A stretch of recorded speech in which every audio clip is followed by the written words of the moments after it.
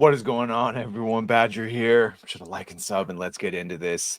I wasn't going to make a video about this, but the reaction on the stream on Badgercast the other day. And by the way, if you're not going to Badgercast Monday, Tuesday, Wednesday, what are you even doing with your life?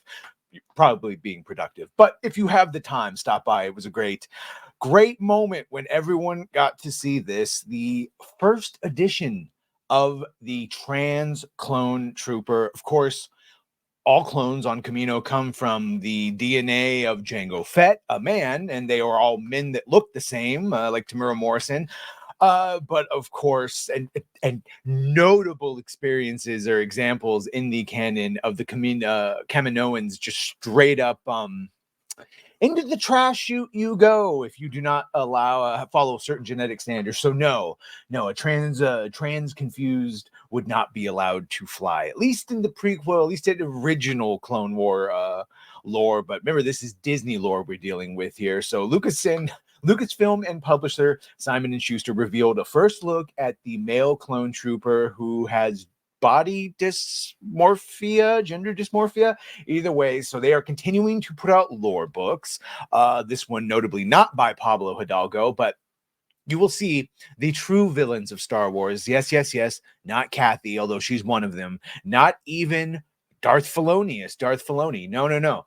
It is that Star Wars story group. So here we see the Star Wars, The Secrets of the Clone Troopers, where we've got a little bit deeper into the lore, quote unquote. And by lore, I mean the legal fan fiction, not even fan fiction, because you'd have to be fans. The legal fiction that now constitutes Star Wars lore. So shout out to Star Wars Holocron. The Secrets of the Clone Troopers includes a first look at Sister, a trans woman clone trooper. Rex's description of Sister in the book reads, "When one of our kind expressed her gender identity differently than her fellow troopers, she featured she'd have to hide." I think they meant she figured she'd have to hide who she truly was inside. Fortunately, her brothers in the 7th Sky Corps gave her the name Sister as a constant reminder that she belonged in the that's the Kaminoan. So yes, in the middle of being in a war, in the middle of being trained only to fight, and if you played the Republic Commando games or read the books, you know they had a lot of training and basically brainwashing. You would have no time for gender identity, but it appears they've taken a cue from modern audience. I mean, my God, if you try to say that it's not here, I mean, the message. It's a literal goddamn trans clone trooper with trans markings. All right. This doesn't exist in the Star Wars universe. I know it's all fictional, but just so you understand, these sort of gender identity problems, and certainly these specific colors, zipper tip pink under each breasticle, that doesn't exist in the Star Wars universe until they put it in. Disney just released a Star Wars Clone Wars book featuring male trooper called Sister, who uses she/her pronouns with trans painted armor. The description says the book is for young fans and children. Yes, children, you too can be a trans clone trooper. Just join the medical industrial industry. In fact, Simon & Schuster's listing of the book states, learn the secrets of the, this is a very ooga secret down below. Learn the secrets of the clone troopers in this interactive, fully illustrated guide for readers of all ages. It's a bit of the crying game secret, if you catch my meaning. It adds Star Wars, The Secrets of the Clone Troopers contains beautiful illustrations of the trans trooper that will enthrall children and adult readers alike. Oh boy, here's an alternate picture. Here's E.K. Johnston, the person, the being responsible for this. I designed this one and then they tagged someone did the commission. Her name is Sister because her brothers wanted to make sure everyone knew that she belonged before she was instantly shot on the battlefield by a Genosian or someone from the CIS. Again, clone troopers exist because they don't fucking count as actual sentient beings. That's why they're created, to be disposable cannon fodder that fights better than the disposable droids they're fighting. They don't have the time or luxury to think about gender identity.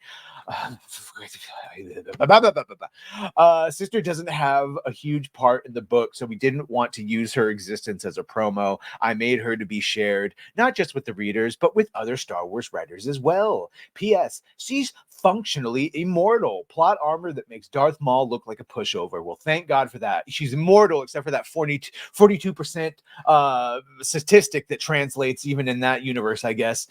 So here's where we really get into the dirty, and it is the dirty. And this is where I keep saying that if you want to know one thing that could save the Star Wars universe, even if Kathy and Darth Filoni were still there, that goddamn Star Wars story group, the ones that put dinosaurs and diversity twice on the chalkboard, them. You can see here that they wanted, of course, Johnson specifically wanted the character to interact with a young Anakin and revealed that the idea to make the character transgender came from Lucasfilm's story group.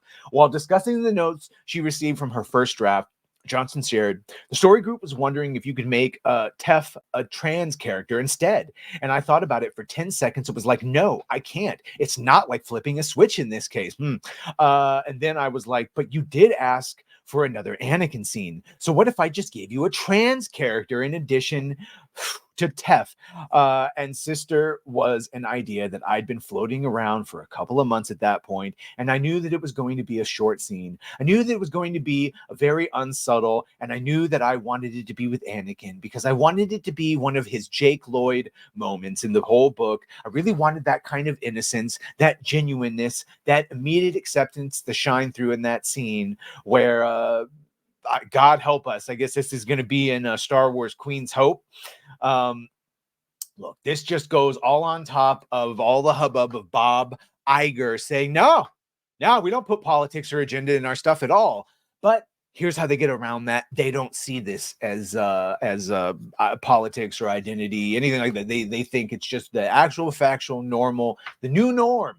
The new norm. And if you don't like it, you can get out. And that is exactly what they've said. And we've left, which is why they are in a tailspin, completely unchecked. And of course, everything that's happening is exactly what you would expect. Sorry, that's just him furthering the lie and saying, no, there's no politics as we introduce our trans clone troopers. God knows. Help Star Wars. Who knows what they're going to do? We've heard about the Mandalorian and Grogu delayed because Harrison Ford doesn't want to shoot scenes, change because Katie Sackhoff's now going to be sacrificing her life instead of taking over for the Mandalorian. Who knows what the hell is going on over there, except that pure incompetence and ideology is behind most decisions. Certainly not story, character, or profit. Those are all distant thirds, fourths, fifths, sixths, sevenths, if they even exist in their minds at all. Either way, let me know what you think about all this. Make sure to like, share, and sub. If you have done that, thank you. If you're going to do that, thank you. And well, bye.